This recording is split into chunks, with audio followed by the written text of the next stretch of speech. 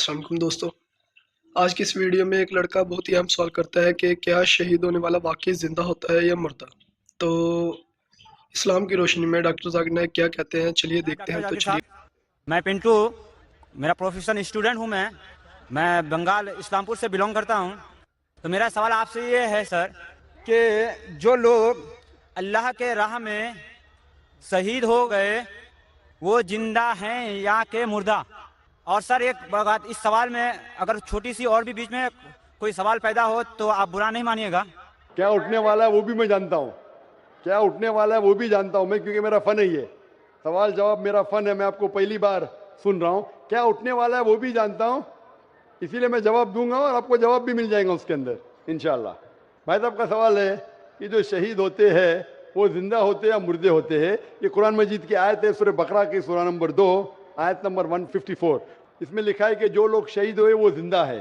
इसके पस मंजर ये है कि जंग के मैदान में जब जंग होती है मुसलमान और दुश्मनों के साथ, तो जब दुश्मनों कुछ मुसलमान का कत्ल करते, मुसलमान कुछ उनका कत्ल करते, उस वक्त कहा जाता है कि आपके जो लोग मरे वो तो गए, हमारे लोग अब तक जिंदा है। मतलब नॉट फिजिकली, फिजिकली तो लोग मर गए, मर गए मतलब फिजिकली मर गए, डॉक्टर कोई बोलेगा बोलेगा मर गए तो फिजिकली मर गए। जिंदा मतलब आखिरत में इंशाअल्लाह इन लोग जन्नत में जाएंगे।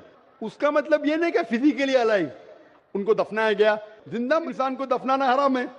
अगर वो फिजिकली जिंदा है तो दफना थोड़ी सकते आप उनको, दफना नहीं सकते। तो ये कुरान की आयत है, पस मंजर में पता चलता है जिंदा है मतलब आखिरत में उनको इनाम मिल गया, इन लोग जन्नत में जाएंगे, आप लोग दोज़ख में जाएंगे। उसका ये मानिए। अभी सवाल का जवाब पूछ सकते हैं। कौन सा सवाल पूछने का? सर सवाल का जवाब मेरा ये नहीं था जो आप दे रहे हैं सर। नहीं नहीं, आपका दूसरा सवाल क्या है?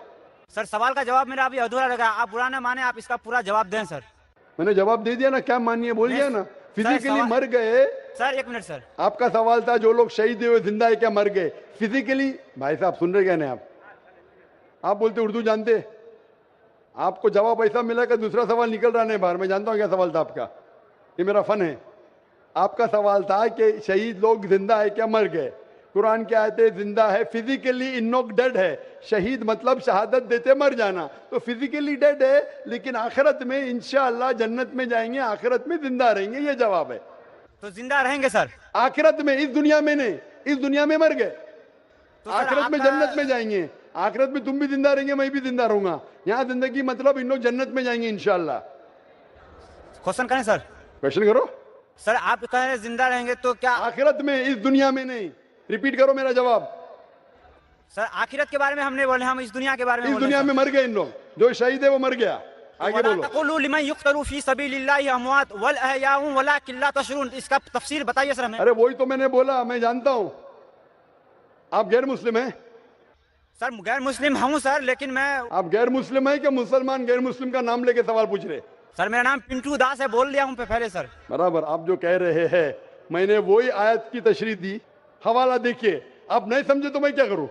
नहीं सर दीदा कॉलेज प्लांटेड क्वेश्चन। आपने सवाल पूछे, मैंने जवाब दिया कि इस दुनिया में वो लोग मर चुके हैं, जिंदा मतलब आखिरत में इन लोग जन्नत में जाएंगे। जवाब साफ है, लेकिन जो चाहते थे आपको वो आपको जवाब नहीं मिला, इसलिए आप फंस गए। अब हम चलते हैं माइक नंबर 2 पर। वहां पर अगर कोई गैर मुस्लिम भाई हैं तो अपना सवाल कर सकते हैं माइक नंबर 2 से। मैं श्यामा मंडल प्राइमरी स्कूल का टीचर हूँ। मैं मालदा डिस्ट्रिक्ट से आया हूँ। मेरा मन में बहुत दिन से कुछ सवाल है मेरा धर्म के प्रति, और जो स्वर्ग और नर्क के बारे में बार बार बोला जाता है, ये सचमुच क्या स्वर्ग और नर्क कहीं पर है? ये मैं जानना चाहता हूँ, या ये डर है जो इंसान को गलत काम करने से रोकता है। इसके बाद मूर्ति पूजा के कारण रामदेव बाबा जी बोलते हैं, श्री श्री रविशंकर भी बोलते हैं कि मूर्ति पूजा, जैसे कि जो मूर्ति है जो अपना कर्म किया है, पहले धर लीजिए कि हम लोग कृष्ण को मानते हैं, तो कृष्ण ने जितना कर्म किया है, अगर हम मूर्ति को देखते हैं तो उसको गुण जो है वो हमें याद आने लगता है। तो ये पॉजिटिव बोलते हैं कि मूर्ति को देखने से उसके अंदर में जो अच्छाई गुण था वो हम में जाग जाता है और हम वैसा ही बनना चाहते हैं, अच्छा बनना चाहते हैं। भाई साहब ने 2 सवाल पूछा है। पहले सवाल ये है कि क्या स्वर्ग और नरक असली में है, क्या सिर्फ डर पैदा करने के लिए इंसानों के लिए है? स्वर्ग और नरक असली है, जन्नत और जहन्नम असली है, और असली चीज भी डर पैदा करती है, जरूरी नहीं कि वो बनावटी होना चाहिए, असली है। और इसमें जो लोग गलत करेंगे वो नरक में जाएंगे, जो अच्छा काम करेंगे स्वर्ग में जाएंगे।